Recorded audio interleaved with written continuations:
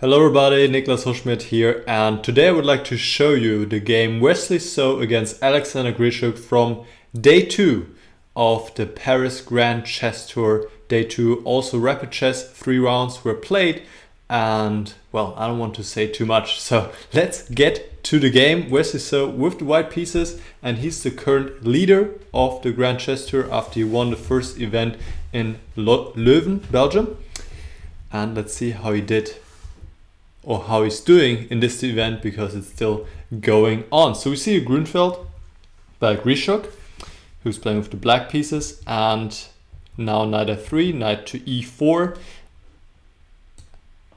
Black wants to exchange the light squared, the dark squared bishop on g5. So bishop f4. C takes d5 is the main move.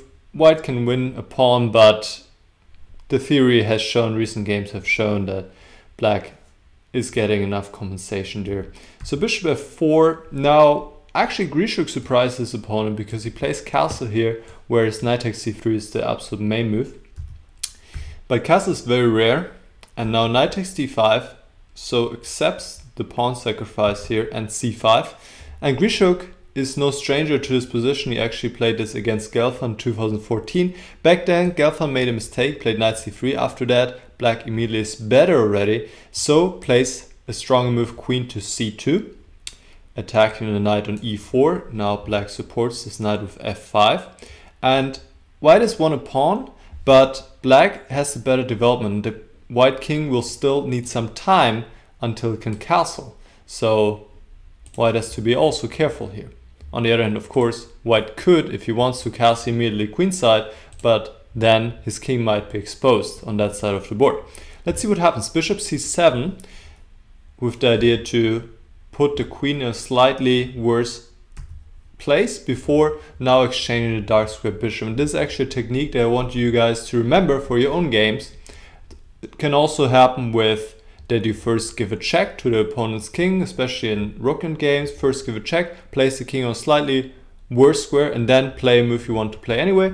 Or like here, attack a rook or queen first, then come back, and just a small subtlety, but obviously the queen is misplaced a little bit on d7, as it's blocking the bishop, it's blocking the knight. So this was the point. C takes d4, now bishop's straight, and here white cannot take on d4 immediately because e6 would come, and then there would be trouble along the d file with the two knights. So Wesley goes queen to d1, knight to c6, and only now takes the pawn, because now after e6 he can exchange this knight on c6, and black could take back. But also what he did here is fine. E takes d5, queen d4 check, but now Grischuk commits an error. He plays rook to f6, but instead he should bring the knight back. And here it seems that black is okay. Let's say knight to e5, and then black moves the queen, and black should be okay here. After rook f6, black is not okay. White plays knight b4, and this is a strong move, maybe what Grischuk missed or what he had underestimated. But the point is the knight wants to come to d5, and white wants to make use of this pin. The rooks and the pin cannot move, so white would love to attack the rook once more.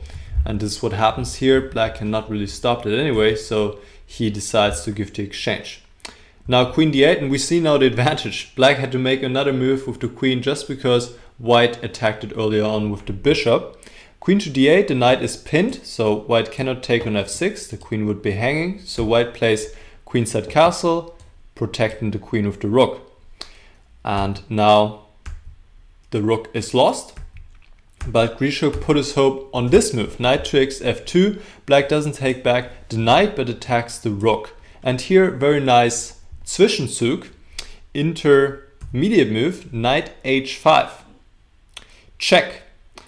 And the point is now that after g takes h5, which was played, rook g1, the black pawn structure has been weakened. And this is also a concept I want you guys to take away, to remember in your own games. Are there any kind of intermediate moves that I can throw in between and this can be really a useful technique. Maybe most people would just say, okay, I need to move the rook, so I'll play rook g1 here, but then black takes on f6, and obviously here his pawn structure is intact, and for white to convert his advantage would be much more difficult if he has any advantage here at all. After knight h5, g takes h5, rook g1, now these pawns are targets. They're all isolated, they need to be defended by pieces, they're not defended, cannot be defended by pawns, and white can attack them with his rooks. So this is a clear advantage for white now. King f6 was played. Now g3. Black centralizes his king. Rook to f4, knight g4, bishop g2, knight e3. And here, honestly, there was nothing wrong with just picking up this pawn on b7, bringing the bishop back to f3. I'm not quite sure what Wesley did not like here. Maybe something along these lines, and black gives another pawn, and it looks kind of threatening with all the pieces aimed at the white king, but actually there's nothing happened here for white, just king d2, and white is completely winning. For example, king d2, I mean, there are also other moves. So played king d2 right away, which makes his converting task more difficult, excuse me, not easier. Rook takes g2, and now b5.